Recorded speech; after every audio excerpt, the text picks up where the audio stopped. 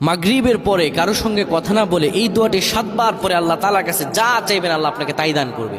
অভাবে আছেন, ঋণগ্রস্ত আছেন, মাথায় টেনশন, ঋণের বোঝা, বাড়িতে থাকতে পারতেছেন না, আল্লাহ সব আপনার পেরেশানি দূর করে দেবে ইনশাআল্লাহ। যদি আপনি আমলটি করতে পারেন, আমল মানুষের জীবন বদলিয়ে দেয়, আমল মানুষের জীবনকে পরিবর্তন করে দেয়। আল্লাহ তাআলা আপনার সব দোয়া কবুল করে নেবেন ইনশাআল্লাহ।